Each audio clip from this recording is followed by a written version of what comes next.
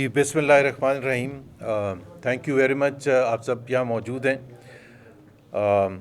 सलमान राजा साहब ने बड़े अच्छे अल्फाज में कहा तार तार करेंगे, तो कोशिश करेंगे तार तार करने की।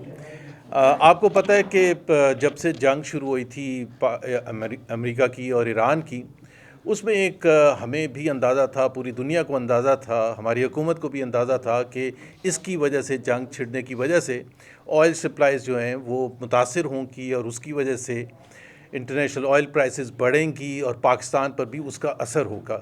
और हम एज ऑपोजिशन बिल्कुल तैयार थे हुकूमत को उस हद तक सपोर्ट करने के लिए कि जो भी उसके असरात होते हैं इंटरनेशनल ऑयल प्राइसेस के, वो हुकूमत के लिए मुश्किल होगा बर्दाश्त करना। बहुत हद तक उनको बर्दाश्त करने की ज़रूरत भी थी, उसके तरीके भी थे, लेकिन उनको पास ऑन करना पड़ेगा। लेकिन हमें ये उम्मीद नहीं थी कि हुकूमत हर अनाउंसमेंट के वक्त कुछ ना कुछ ऐसा खेल खेलने की कोशिश करेगी जिससे कुछ बड़े माफियाज को तो फ़ायदा हो, लेकिन आवाम की जेबों पर डाका डाला जाए और billions and billions of rupees का डाका डाला जाए।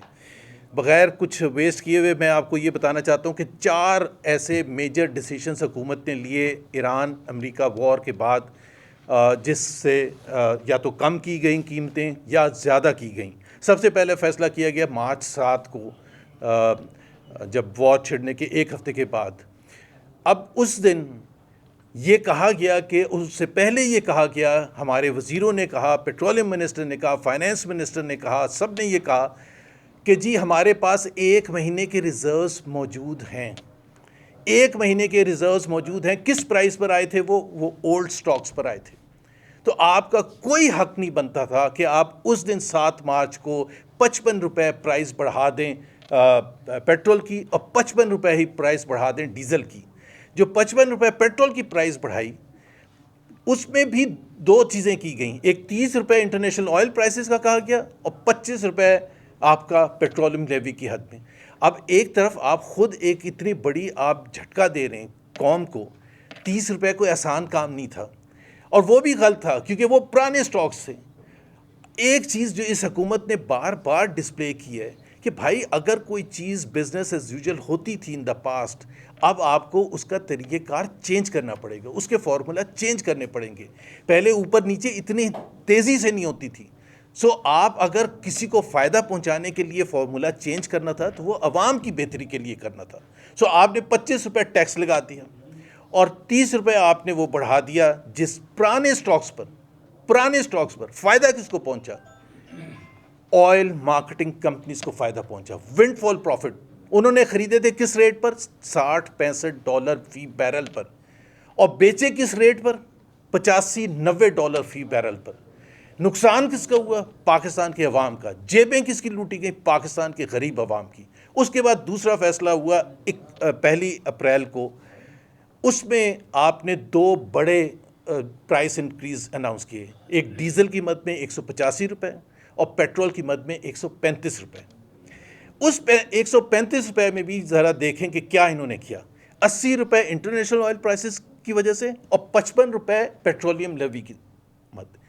हमने हंगामा मचा दिया। ऑपोजिशन ने रिएक्शन किया कि भाई आप हमें ये बता दें कि आप एक तरफ तो आप ये कह रहे हैं कि जी इंटरनेशनल ऑयल प्राइसेस का इतना इफेक्ट है, हम बोझ बर्दाश्त नहीं कर सकते।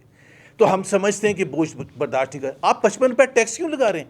25 रुपये आपने पिछली दफ़ा लगा दिया था। 80 रुपये आपने पेट्रोलियम लेवी, जो उससे पहले वॉर से पहले 80 रुपये था, उसको डबल कर दिया।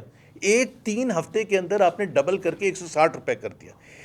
इतना जब रिएक्शन हुआ, तैमूर ने भी यहाँ प्रेस कॉन्फ्रेंस की, सलमान राजा ने वहाँ लाहौर में प्रेस कॉन्फ्रेंस की, मैंने कराची में प्रेस कॉन्फ्रेंस की, हमारे दूसरे जो अपोजिशन के साथी हैं, इंडिपेंडेंट इकोनॉमिस्ट, दूसरे लोग, सब ने ये शोर मचाया कि ये जुल्म है, ये ज़्यादती है, ये ना करें आप। इसका सिर्फ ये नहीं कि अवाम पर डायरेक्ट बोझ पड़ेगा, इसका इन्फ्लेशनरी इफेक्ट होगा, सब चीज़ों में जाके इफेक्ट होगा, और इकॉनमी का बुरा हाल पहले ही हो चुका है और ज़्यादा होगा। सो आपने क्या किया? 24 घंटे के अंदर वज़ीर आज़म आए।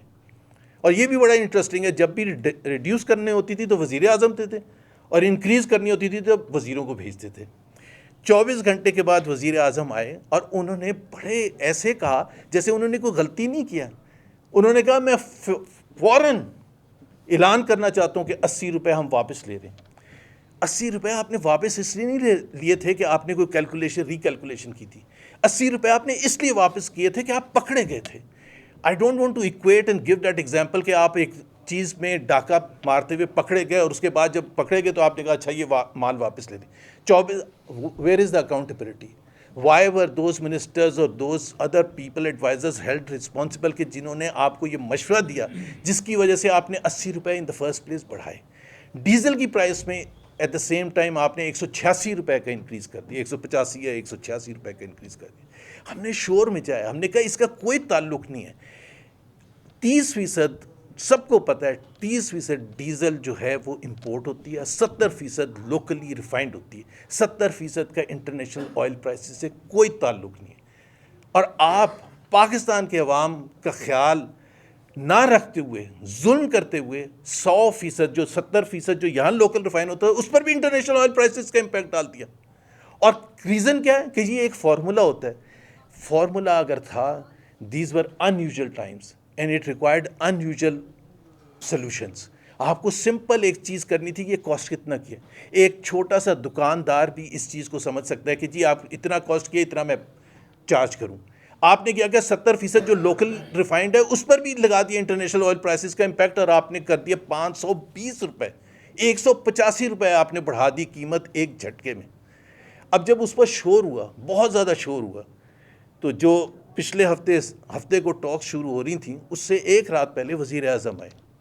अब बड़ा अनयूजुअल था कि उनको तो फोकस वहाँ करना चाहिए था। इनफैक्ट सऊदी अरेबिया के फाइनेंस मिनिस्टर भी आए हुए थे, लेकिन इतना ज़्यादा प्रेशर था कि ये आपने कौम की जेबों से लूट के ऑयल रिफाइनरीज़ को डायरेक्ट फ़ायदा ₹150 पर लीटर का रिफाइनरीज़ को आपने फ़ायदा पहुंचाया जो उनका हक नहीं बनता था। This is was over and above their normal profits.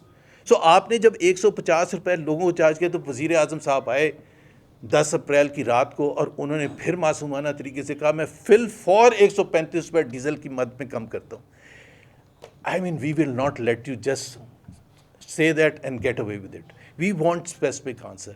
किसने मशवरा किया था, किसके जेबों को लूटा गया और किन को फ़ायदा पहुंचाया गया? पहली दफ़ा ऑयल मार्केटिंग कंपनीज को, दूसरी दफ़ा आपने ऑयल रिफाइनरीज को फ़ायदा बनाया, और विंडफॉल प्रॉफिट्स और अनयूजुअल सर्कमस्टांसेस थे, मुश्किल तरीन हालात में, बजाय कि आप थोड़ा सा नरमी करते, बजाय कि अगर आपने कोई फ़ैसला करना था उसका बेनिफिट अगर किसी को जाना था, अवाम को जाना था, आपने बेनिफिट उनको ऑयल रिफाइनरीज को और ऑयल मार्केटिंग कंपनीज को पहुंचा दिया और बड़े आराम से आप हजम करके। तो ये हमने इसमें आपको हम डिस्ट्रीब्यूट भी करेंगे, हमने एक पूरा स्टेटमेंट बनाई है, date by date, impact by impact, and then we have asked specific questions कि आप क्या करेंगे। मैं एक सिर्फ और चीज़ की बात करूँगा कि सऊदी अरेबिया से हमें अल्लाह का शुक्र है $3 बिलियन का कमिटमेंट आ गई है, जो मेरा ख्याल है अगले चंद दिनों में पाकिस्तान में आ जाएगा हमारे फॉरेन एक्सचेंज रिजर्व्स में, और ये उसको कॉम्पनसेट करेगा जो $3.5 बिलियन जो हमें यूएई को वापस देना है। ये बहुत अच्छी बात है और सऊदी अरेबिया हमेशा हमारी मदद करता रहा है और हमें इसका शुक्रगुजार होना चाहिए कि मुश्किल तरीन वक्त में। लेकिन हमारी ये मुश्किलात, आपको याद है अप्रैल 2022 में जब वज़ीर आज़म आए थे तो उन्होंने कहा था मैं कशकोल उठा के नहीं जाऊँगा। 4 साल के बाद व्हाट डज़ इट से कि मईशत का किया। आज भी अगर आप देखें कि जो सऊदी फंड जब वापस आ जाएंगे तो $12 बिलियन आपके फ्रेंडली कंट्रीज से, अब डिपेंडेंसी 2 फ्रेंडली कंट्रीज पर है। If they pull out their money, 16 billion total reserves हैं, आपकी इकोनॉमी कहाँ है? एक हफ्ते में डिफ़ॉल्ट कर जाएगी।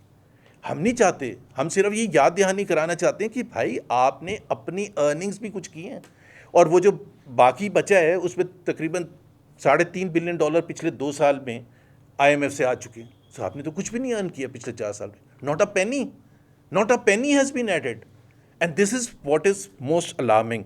बाकी जो अभी बहुत बड़ा मसला चल रहा है, हम इतना ज़्यादा टाइम नहीं लेंगे, बिजली के हवाले से जो तैमूर जिक्र करेंगे। जी, बिस्मिल्लाहिर्रहमानिर्रहीम।